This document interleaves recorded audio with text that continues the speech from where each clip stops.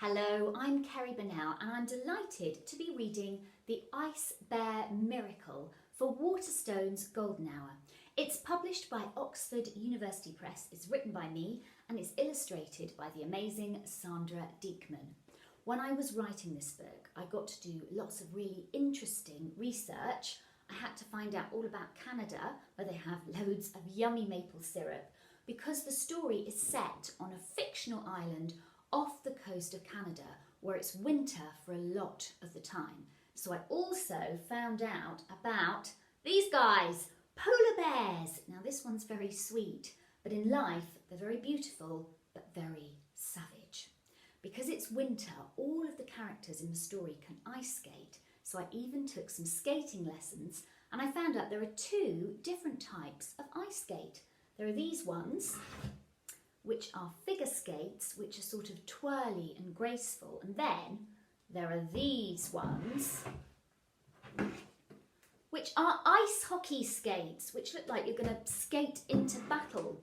If you want to play ice hockey, you need the skates, you need the kit, and you also need a helmet. Really important.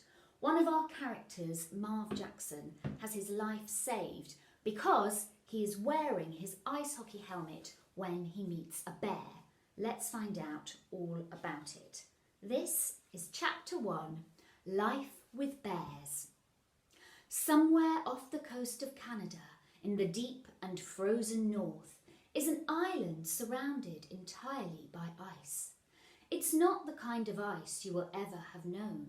It is luminous and strange, and there are lost things trapped forever inside it. The fin of an orca, a baby's boot, the figurehead of a ship. In late spring, some of the ice melts, giving way to a cold and wondrous sea.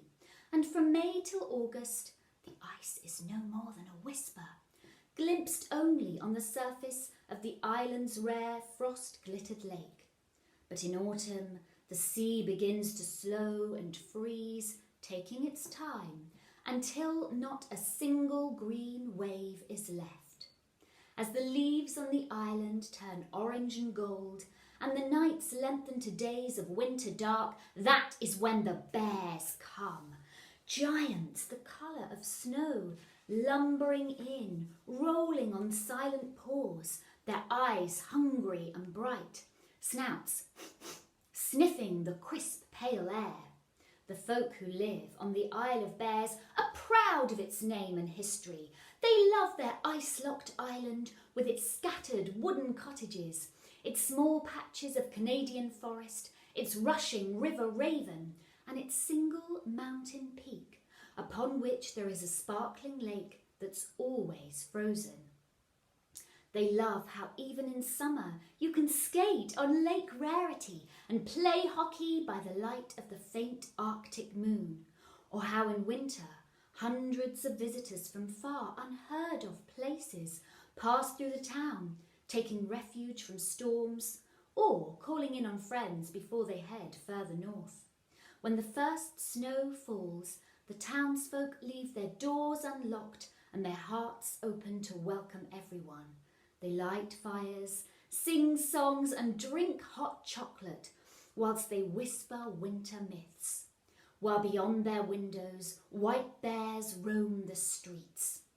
Polar bear migration is what the scientists and environmentalists call it, but the islanders call it life with bears, and it's their greatest joy. There are many light and dark stories on an island like this. Marv Jackson knew all about it, for what happened to Marv on the River Raven on the night of his 5th birthday was something he would never forget.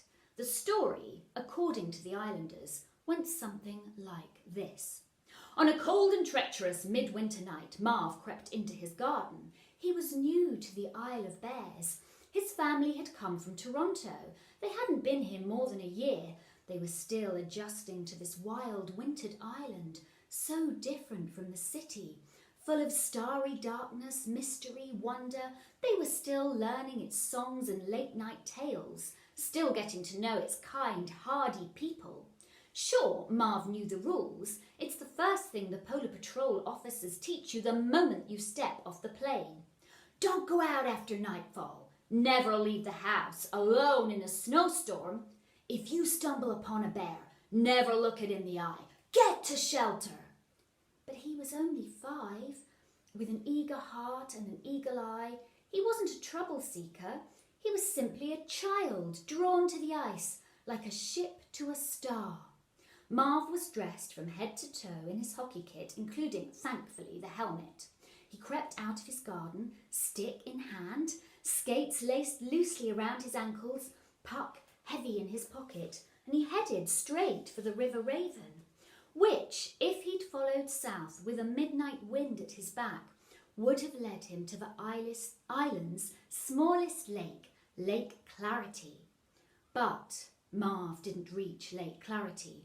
The bear appeared on the River Raven, seized the child in its wintered mouth, raised him into the air. Marv yelled out, and both his family and many of the neighbours and visitors came running, hurling anything they could at the bear. China bowls, a broken chair, a single slipper, but the bear only raged into a deeper fury. Somehow, in the midst of the horror, Marv managed to strike the bear in the eye with his hockey stick. Not enough to harm her, but just enough to stun her. And in that moment, old Stony shot at her.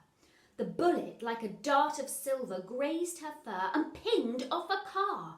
The bear dropped Marv. The crowd rushed in and saved his life. And that is how Marv became Marvel. He got away with his life. He got a scar to mark his adventure. And you know what else? He got real good at hockey. But you see, Marv, he doesn't think that that's what's happened at all. He remembers something very different. He remembers waking up and hearing a baby crying. And that's the reason that he breaks all of the island's rules and leaves the house. And sure enough, upon the ice, there is indeed a baby. And this is what she looks like. She was small and absolutely savage with rage. A halo of black curls framed her furious face while she pummeled her woolen blanket with maddened fists, her tiny feet kicking at snowflakes, one in a pink boot, one in only a sock. Marv thought she looked far more feral than any bear cub, and yet, as he stared, he found there was something captivating about her. Her skin was the same autumn brown as Marv's own, and her eyes, when she finally stared at him, were endlessly deep, like the dark between stars. Nothing would stop her living, not the north winds, nor the mountains, nor the hunger of hunting bears. This child was demanding to be part of the universe, and the universe would simply have to listen. It would brighten its moons, untether its seasons, alter its stars for her. The ice on the River Raven creaked, and the night seemed to suddenly smell of blood. Marv had the swift and chilling sense of being watched. He tilted his head, ever so slightly, trying to peer out through the side of his helmet, and there, on the horizon, he caught sight of a monstrous shadow, a mama bear. And as we know, Marv gets attacked by the bear, but his life is luckily saved by his helmet. And when he wakes up, he says when he wakes up in the hospital, he says, "Is the baby okay?" Marv tried to say, though the stitches tugged at his mouth and eye, where he would be marked forever by a crescent moon scar. Nobody answered. They thought Marv delirious. What baby? There was only you on the ice. And that is the mystery that Marv must live with. And if you want to know who the baby was, you will have to read the book.